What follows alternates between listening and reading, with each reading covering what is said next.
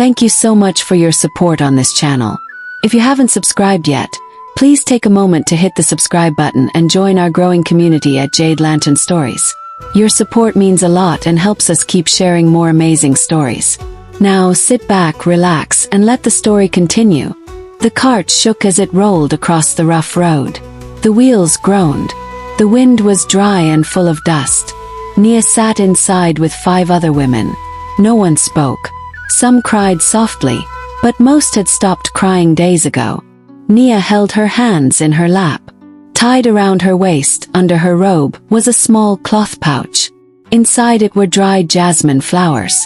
Crushed, broken, but still carrying the scent of home. She had hidden it when they searched her.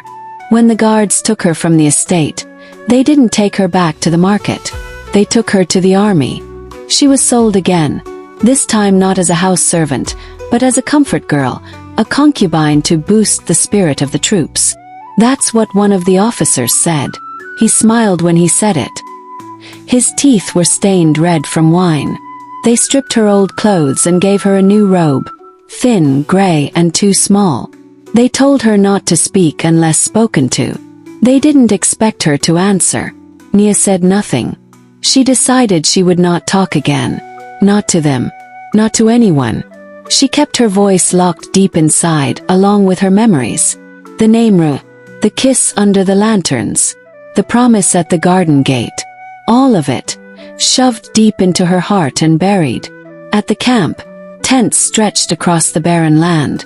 Smoke rose from fires where soldiers cooked meat and burned letters. The air smelled like sweat, blood, and smoke. Nia was taken to the tent where the other concubines stayed. They were all tired, all broken. Some stared into space. Others whispered stories about home, about mothers, about lost children. Nia just listened. Each night the soldiers came. Nia stopped counting after the first week.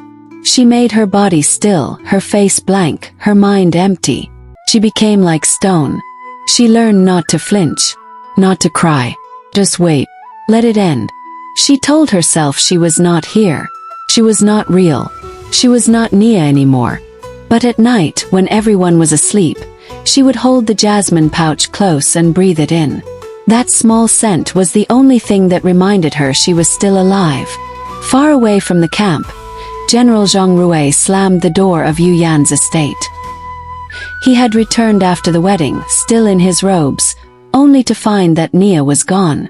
"Where is she?" he shouted. Yu Yan sat calmly at the table, pouring tea. "She's been dealt with," she said. "She tried to run away. With you, I imagine. How foolish. What did you do?" His hand shook. "She's not dead," Yu Yan said.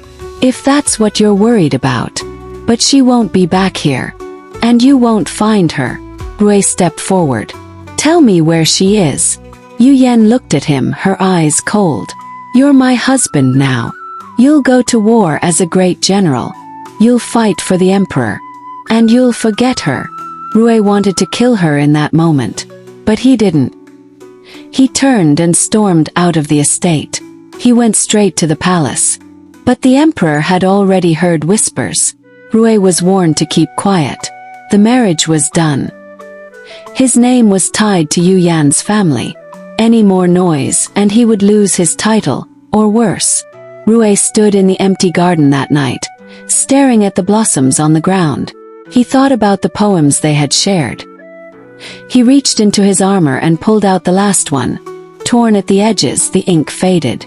It read, "The flame dances, even when the wind tries to break it. But for how long?" He folded it and placed it back under his armor, right over his heart. He never opened the marriage scroll. He burned it the next day. Time passed. Seasons changed. The war grew worse. Rui led the army with fire in his eyes. The man who once wrote poetry and studied stars now moved like a machine. He crushed every rebel camp. His blade never missed. The soldiers feared him. The court praised him. But he spoke little, smiled never, slept rarely. He searched every camp, every captured village. Quietly, secretly, always looking, hoping to find her. But Nia had become a shadow. She no longer used her name. She no longer wrote poems. She didn't speak at all. When soldiers asked, she just stared. That was enough for them. Sometimes she was moved with the army, from one camp to the next. Her robe changed. Her face aged. Her eyes darkened. But the pouch of jasmine never left her side. Years passed. One cold morning, the sky turned red with fire. Battle cries echoed in the hills. The border was under attack. Rui led the charge. His horse ran fast, his sword drawn. Arrows flew. Blood splashed on the rocks. Screams rose from both sides. Rui fought like a man with nothing to lose. But then it happened. An arrow flew from behind, sharp and fast. It struck him through the side, cutting deep. He gasped, dropped his sword and fell from his horse. Everything spun. The sky blurred. He hit the ground hard and rolled into the dust, breathing fast, pain spreading through his body. He could hear fighting in the distance. His eyes flickered. His fingers reached for his chest, where the poem was still hidden. But someone was crawling toward him. Figure. Woman. Her face was thin.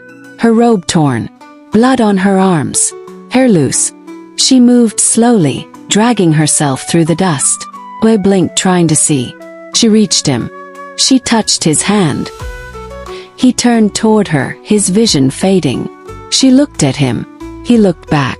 Her lips parted slightly, but no sound came out. Just a breath. Just a whisper. Then her fingers opened.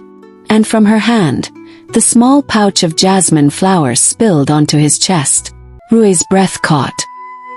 He stared at her face again, really looked. And his heart stopped. It was her. Mia.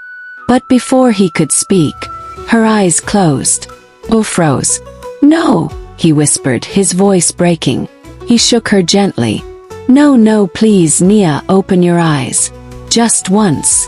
But she didn't. She had stopped breathing. Rui held her tighter, burying his face in her neck. Her skin was cold. Her lips were pale. The jasmine pouch was still on his chest, and her hand still rested near his heart. He pressed both his hands over hers. I came too late, he choked out. I promised I'd find you. I promised I'd protect you. He felt like a child again, helpless, lost, drowning in pain that had no name. I would have burned the world for you, he whispered. But I couldn't even save you. All around them the wind howled. Flames had begun to crawl across the battlefield. The dry grass caught fire fast. Bodies turned to smoke. The red sky grew darker. But Rui didn't move. He knelt in the dust, her body in his lap, rocking her like a mother rocks a child. The poem she once gave him was still in his armor. Over the wound the arrow left behind. He pulled it out. His blood had stained the corner. He unfolded it carefully, smoothed it out with shaking hands, and read it again under his breath. The flame dances, even when the wind tries to break it. But for how long? Rui kissed her forehead. I'll carry you out of here, he whispered. I won't leave you behind. But his body gave up. The wound in his side bled too much. His fingers went numb. His legs stopped listening. He collapsed beside her, still holding her hand. The fire moved closer. He didn't scream. He didn't cry anymore. There were no more tears left in him. Just silence. And the scent of jasmine. Hours later. The war was long over. People no longer remembered the names of every general, every battle. But travelers still avoided the valley where the last flames had burned everything. One day, a young soldier passing through stopped at a patch of earth that looked different. No trees grew there. No grass. Just ash hardened by time. In the center of the field, half buried in dust, he saw something. It was a thin piece of silk, burned at the edges but still soft. Beside it an old pouch. When he picked it up and opened it, dried jasmine petals fell out. The scent was faint, but still there. Inside the folds of the silk, he found a small locket. He opened it carefully. Inside was a poem written by hand. The ink had faded, but the words were still clear. Even ashes remember how silk once danced in the wind. The soldier stood still for a long time. He didn't know the names of the people who died there, but he felt something in his chest. Not fear, not pity, just sorrow. He placed everything back where he found it, and bowed. Then he turned and walked away, leaving the wind to carry the last memory of two souls who once loved each other in silence, and burned together in the end. Did you enjoy the story? If you did, please subscribe to my channel, Jade Lantern Stories, to show your support. It really helps me keep making more stories for you. Thank you so much. See you in our next update. Smiling face with hearts. The end.